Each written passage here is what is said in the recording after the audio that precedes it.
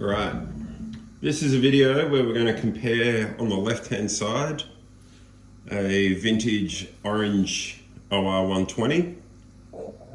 This is a head made in 1974, British made, 120 watts on paper, 4 EL34s.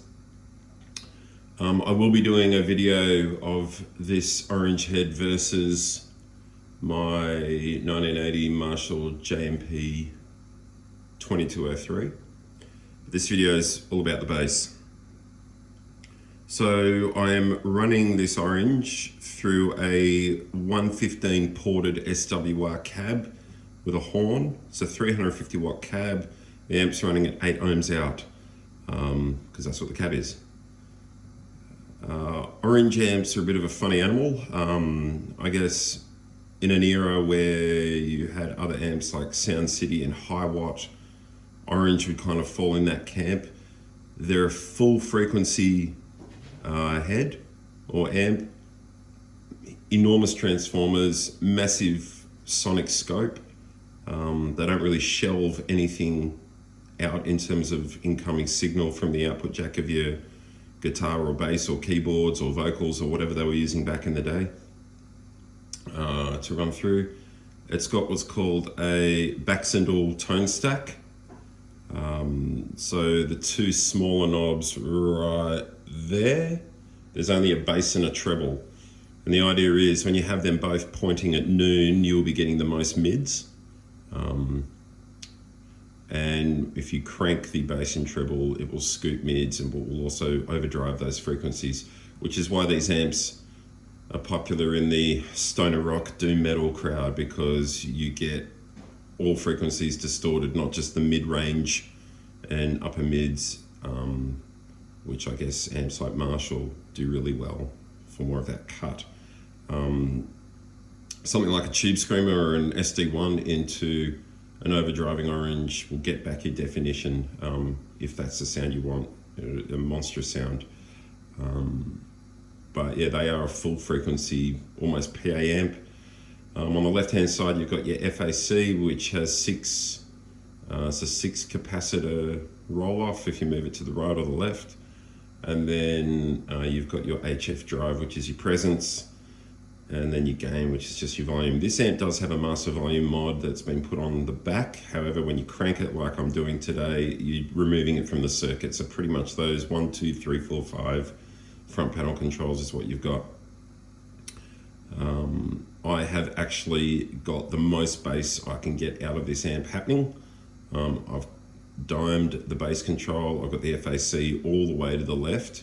You could bring that FAC back 2 or 3 positions if you want, but I'm not playing super loud this morning, and I really want to illustrate just the huge depth that you can get out of these amps. So if you wind up with one in backline, or if you've always used one for guitar, you got one at home, and you got a bass cab and you want to run a bass through it, you'll be surprised how good they can sound. There's a couple of videos out there of some kind of doom stoner guys just making them sound really overdriven and clanky, which is a cool sound if you want that. But this is more of a clean sound. All right, on the right hand side, we've got my, I think this is an early 90s SWR Redhead 240 watts, sorry. This is before the Fender buyout, so this is old school SWR.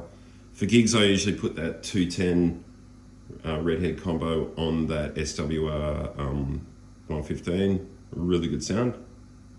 And I'm just illustrating how they compare. SWR got a much more of a drier kind of straight ahead kind of sound. Really good for putting effects and whatnot on. Cool, so let's have a listen. The bass, it's actually a Warwick 5-string, if you can see it there, but I'm running it passive, so don't worry about the active preamp maybe not getting a good idea across of what these amps sound like. Nothing's been colored, it's just run passive, volume cranked, 2 middle pickup positions, no EQ from the bass, it's just going straight in. So here's the SWR.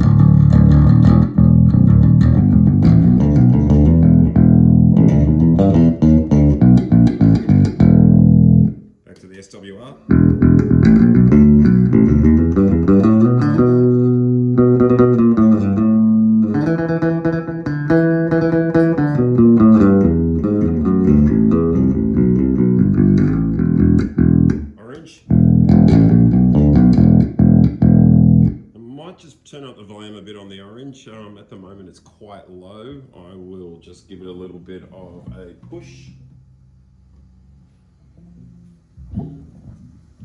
All right.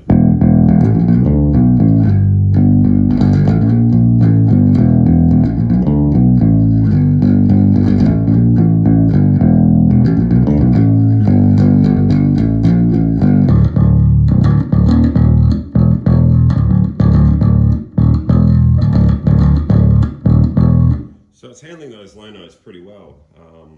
This is your low B on the orange.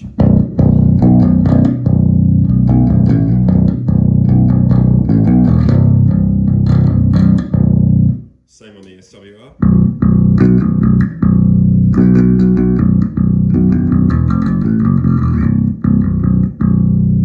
Back to the orange.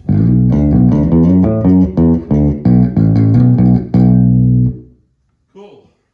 Do a bit of finger picking. I was using the pick before, but we're on the SWR now.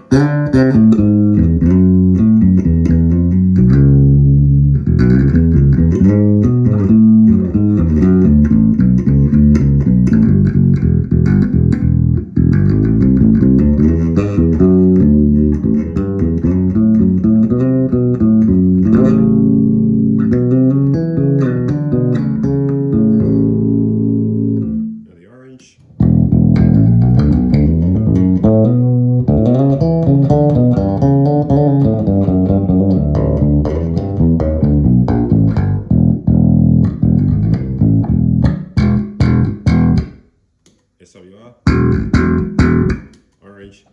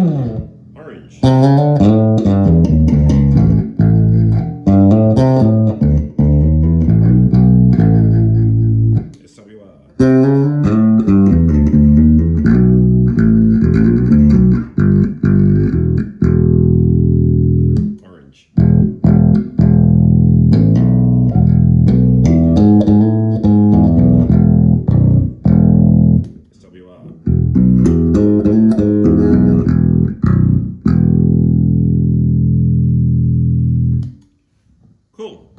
All right. Hopefully it's given you a bit of an idea of what each amp is, what the orange is capable of as a bass amp. Again, it's really only, the orange is only really running at about 9 o'clock. There's a ton of headroom to go. If you wanted it, you'd probably have to back off the bass controls, potentially. I have wound a little bit more mids in. They've got this funky mid-range situation on the SWR. There's like a level and a frequency just to get a bit more of that honk through on the SWR. They're usually a bit more mid-scoop sounding. So it's the orange.